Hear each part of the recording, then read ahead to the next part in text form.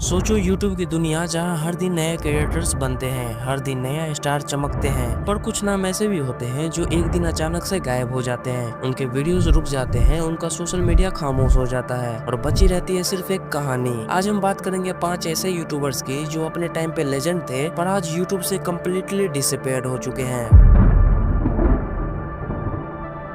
साल था 2018। इंडिया में गेमिंग का एक नया दौर शुरू हो रहा था। पबजी मोबाइल का लॉन्च हो चुका था और यूट्यूब इंडिया पर लाइव स्ट्रीमिंग अपने पहले गोल्डन फेज में थी। क्रिएटर्स अपने गेमिंग सेशन स्ट्रीम कर रहे थे और चैट में छोटी मोटी डोनेशन आ रही थी। तभी एक नाम हर स्ट्रीम के चैट में चमकने लगते हैं, मिस्टर रैंडम। भाई 10,000 का सुपर चैट। मैं असली हूँ। मैं मिस्टर रैंडम भाई thanks for the lovely super chat. 10,000 का सुपर चैट। अरे बाप रे, मैं क्या बोलूं मैं जा रहा हूँ, स्ट्रीम छोड़ के जा रहा हूँ भाई, संन्यास ले रहा हूँ। ये बंदा अलग था। जब लोग 100 से 500 के सुपर चैट्स भेजने में खुश होते थे, मिस्टर रैंडम एक ही बार में 50,000 कभी 1 लाख तक भेज देता था। क्रिएटर्स शॉक हो जाते थे, ऑडियंस डिसबिलीव में चली जाती थी और चैट भर जाती थी एक ही सवाल से, ये बंदा है कौन। यूट्यूब कम्युनिटी में उस वक्त मिस्टर रैंडम एक मिथ बन चुका था। क्रिएटर्स के लिए वो एक सपना था और फैंस के लिए एक लेजेंड। मिस्टर रैंडम सिर्फ डोनेट नहीं करता था बल्कि क्रिएटर्स के रिएक्शन को रिकॉर्ड करके अपने चैनल पर अपलोड भी करता था। एक क्रिएटर का हैप्पीनेस, शॉक और ग्रेटिट्यूड, यही था उनका कंटेंट। और ये फॉर्मेट छोटे समय में ही पॉपुलर हो गया। धीरे धीरे उसके सब्सक्राइबर बनने लगे और मिस्टर रैंडम बन गए एक इंटरनेट सेंसेशन। कई लोग तो उनको इंडिया का मिस्टर बीस्ट तक कहने लगे। और फिर आया वो मोमेंट जिसने सारे स्पेकुलेशन खत्म कर दी। एक दिन मिस्टर रैंडम ने एक वीडियो अपलोड किया, फेस रिवील, और दुनिया के सामने अपना असली नाम बताया, रोहन सावंत। वीडियो तुरंत वायरल हो गया, 10 मिलियन व्यूज क्रॉस कर गया और सबको फाइनली पता चल गया कि ये मिस्ट्री डोनाल्ड असल में एक रियल इंसान है, एक rich supporter of YouTube community. Creators ने उनको शुक्रिया अदा किया और फैंस ने उनको सेलिब्रेट किया। लेकिन कहानी यही खत्म नहीं होती। कुछ सालों बाद मिस्टर रैंडम एकदम से गायब हो गए। ना कोई नए डोनेशन, ना कोई नए वीडियोस, ना ही उनके चैनल पर एक्टिविटी। सभी लोग हैरान थे कि ये बंदा कहाँ चला गया। Why did he disappeared? एक वक्त का यूट्यूब का लेजेंड अब एकदम से साइलेंस में चला गया था, मानो जैसे वो डिसअपीयर्ड ही हो चुके हो। लेकिन फिर एक दिन वंडर्स हब के एक वीडियो में फैमिलियर चेहरा दिखता है। वो चेहरा था मिस्टर रैंडम का।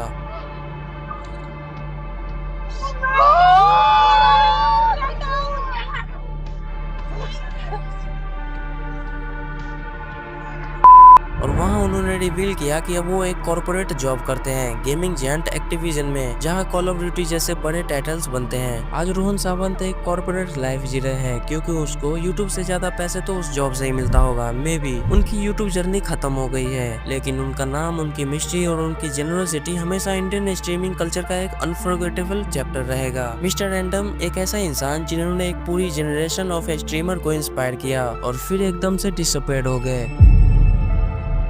लेकिन कहानी यही खत्म नहीं होती। साल था 2014। यूट्यूब इंडिया अपने शुरुआती दिनों में था, तब क्रिएटर्स ज्यादा नहीं थे और रिएक्शन वीडियोस एक नए ट्रेंड के रूप में उभर रहे थे। इसी दौरान एक लड़की ने ऑस्ट्रेलिया से अपना यूट्यूब चैनल स्टार्ट किया, नाम रखा परदेसी गर्ल। उनका असली नाम था फाल्गुनी ठक्कर। इंडियन ओरिजिन होने के बावजूद फाल्गुनी की अप्रोच थोड़ी अलग थी। वो इंडिया के कंटेंट, स्पेशली बीबी के वाइन्स पर रिएक्शन बनाती थी। उनके एक्सप्रेशन, ऑकवर्ड लाफ्टर और एक थोड़ा क्रिंजी पर एंटरटेनिंग स्टाइल एक तरफ ऑडियंस को अट्रैक्ट करता था, लेकिन दूसरी तरफ उन्हें ट्रोल्स का सामना भी करना पड़ता था। फिर भी परदेसी गर्ल का चार्म उस वक्त चल गया। उनका चैनल तेजी से ग्रो होने लगा, लाखों व्यूज, हजारों लॉयल सब्सक्राइबर्स और एक नाम। मगर फिर आया वो दिन जिसने उनकी जिंदगी बदल दी। 2016-17 के आसपास यूट्यूब पर रोस्ट कल्चर एक्सप्लोड कर रहा था और इस दौरान कैरी मिनाटी ने उनको अपने एक वीडियो में रोस्ट किया।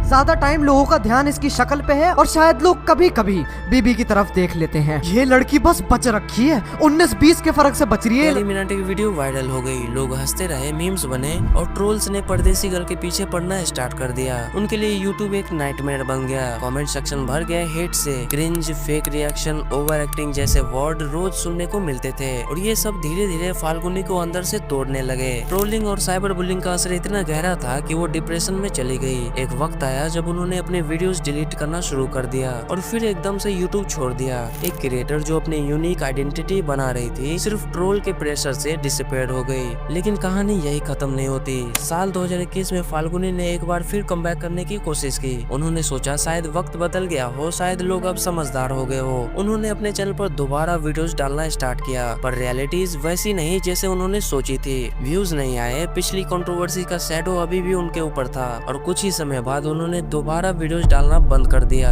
आज उनके चैनल पर 3 लाख से ज्यादा सब्सक्राइबर हैं, लेकिन कंटेंट डेड है। उनका इंस्टाग्राम अकाउंट भी इनएक्टिव है। एक समय की पॉपुलर रिएक्शन क्रिएटर जो अलग पहचान बनाने वाली थी आज यूट्यूब से गायब हो चुके हैं। तो सवाल ये उठता है, क्या परदेसी गर्ल कभी वापस आएंगे? क्या वो फिर से अपना ऑडियंस बना पाएगी, या फिर ट्रोल्स की वजह से उनका चैप्टर हमेशा के लिए बंद हो चुका है? क्योंकि अभी के लिए फाल्गुनी ठक्कर यानी परदेसी गर्ल यूट्यूब की दुनिया से कम्प्लीटली डिसअपीयर्ड हो चुकी है।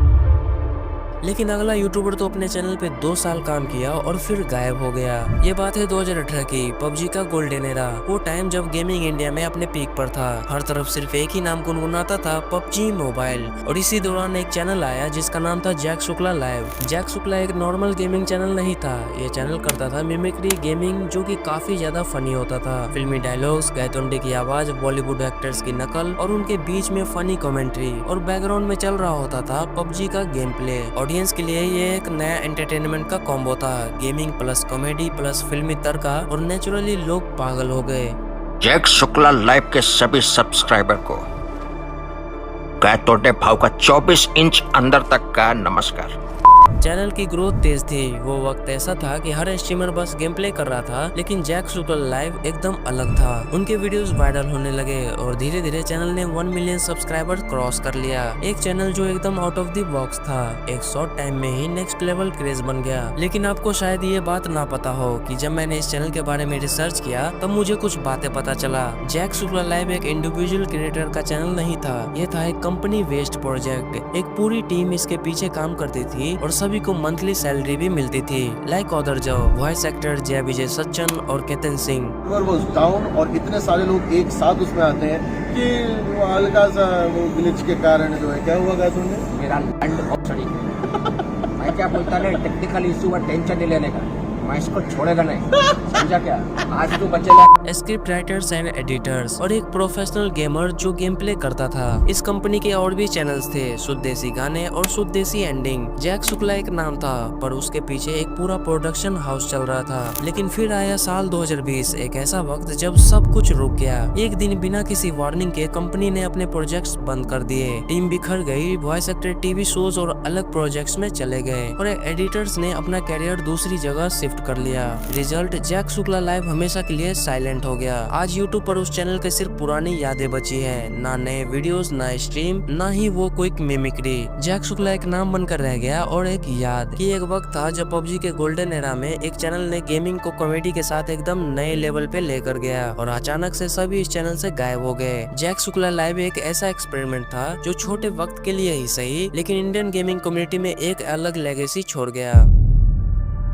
लेकिन एक ऐसा यूट्यूबर भी है जो एक वीडियो की वजह से वो गायब हो गया। साल 2018 की बात है, जब इंडिया में रोस्ट कल्चर नया था। लगभग 8 से 9 साल पहले की बात है। तब सबके जुबान पर एक ही नाम गुनगुनाता था, कैरी मिनाटी। लेकिन उसी के पैरेलल एक और नाम था जिसे लोग गरीब या गरीबो कहते थे। गरीब एक अलग टाइप का कंटेंट क्रिएटर था। वो रोस्टिंग के साथ साथ गेमिंग भी करता था और उसका स्टाइल बिल्कुल रॉ, गालियों को ही उसने अपना यूएसपी बना लिया। उस वक्त रोस्ट कल्चर में गालियां देना एक कॉमन बात थी और गरीब इस चीज को एक नेक्स्ट लेवल पर लेकर गया। उनके रोस्ट एग्रेसिव, बोल्ड और एकदम अनफिल्टर्ड होते थे और इसी वजह से उनका नाम जल्दी वायरल हुआ। लेकिन हर रोस्टर के लिए एक बड़ा चैलेंज होता है कंसिस्टेंसी। रोस्ट वीडियोस बनाने में टाइम लगता था और इसी गैप को फायदा नए क्रिएटर्स उठाने लगे। जब कैरी मिनाटी अपने एम्पायर बिल्ड कर रहा था तब गरीब धीरे धीरे साइडलाइन होने लगे। ऑडियंस ने उन्हें अंडररेटेड जेम माना, लेकिन रियलिटी ये थी कि यूट्यूब रूथलेस है। यहाँ सिर्फ 2 रास्ते हैं, या तो टॉप पे रहो या फिर भूल जाओ। और फिर आया वो दिन जब गरीब के करियर का लास्ट चैप्टर बन गया।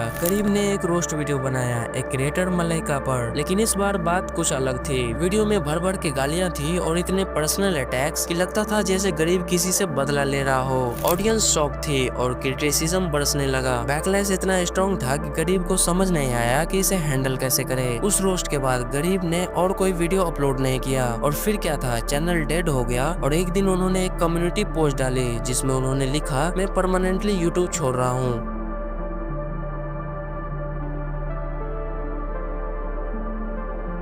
उसके बाद करीब कम्प्लीटली डिसअपीयर्ड हो गया। आज भी अगर आप उसके ओल्ड रोस्ट वीडियोस देखो तो समझोगे कि गरीब एक अंडररेटेड टैलेंट था। अगर वो कंसिस्टेंसी रखता और कंट्रोवर्सी से बचता तो शायद आज रोस्ट और गेमिंग दोनों का किंग होता। पर यूट्यूब एक जंगल है, जो सरवाइव करेगा वही रहेगा। और गरीब एक ऐसी कहानी बन गया जिसे सिर्फ पुराने फैंस ही याद रखते हैं।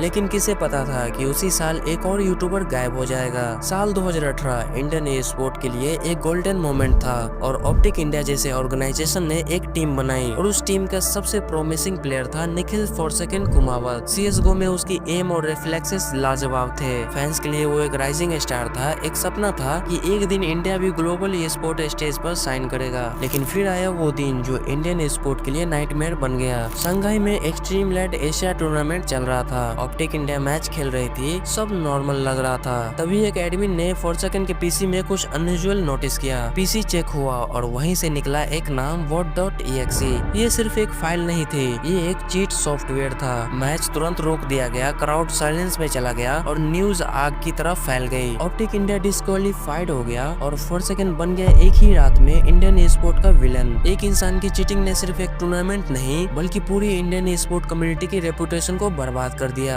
इंटरनेशनल ऑर्गेनाइजेशन का ट्रस्ट खत्म हो गया और इंडिया के प्लेयर के लिए ग्लोबल लेवल पर अपॉर्चुनिटी बंद हो गई। फोर्सेकन को तुरंत ही बैन कर दिया गया 5 साल के लिए। एक टैलेंटेड करियर एक स्टूपिड डिसीजन की वजह से खत्म हो गया। साल 2023 में उसका बैन खत्म हुआ, लेकिन तब तक सब कुछ बदल चुका था। ना कोई कम्युनिटी ने सपोर्ट किया, ना ऑर्गेनाइजेशन ने इंटरेस्ट दिखाया। फोर्सेकन के लिए स्पोर्ट में वापस आने का कोई चांस नहीं बचा। आज फोर्सेकन एक फॉरगेटन नाम बन चुका है। ना यूट्यूब, ना स्ट्रीमिंग, ना सोशल मीडिया, वो कम्प्लीटली डिसअपीयर्ड हो गया है। सवालों का एक ही जवाब बचता है, वो अब शायद एक नॉर्मल जॉब कर रहा है और शायद उसने डिसाइड कर लिया कि वो दोबारा कभी इंटरनेट पर वापस नहीं आएगा। फोर्सेकन एक ऐसा प्लेयर जिसका नाम एक वक्त पर होप था, लेकिन आज एक क्वेश्चनरी टेल बन चुका है। एक गलती, सिर्फ एक गलती ने उसे हमेशा ई स्पोर्ट हिस्ट्री में विलन बना दिया। पर सोचो, ये 5 कहानियां हमें क्या सिखाती है। यूट्यूब की दुनिया में फेम मिलना आसान है, पर उसे सस्टेन करना काफी मुश्किल। ये कहानियां हमें एक ही बात याद दिलाती है, इंटरनेट कभी किसी का परमानेंट नहीं होता। जो आज ट्रेंड कर रहा है कल सिर्फ एक याद बन जाता है। और ट्रेंड से याद आया कि अभी केस 2 हर जगह दिखाई देता है और हर जगह ट्रेंड कर रहा है। मैंने इसके ऊपर एक कंप्लीट डिटेल वीडियो बनाया है, तो आप जाके उस वीडियो को देख सकते हो। मैं आपसे उसी वीडियो में मिलूंगा, तब तक के लिए बाय बाय।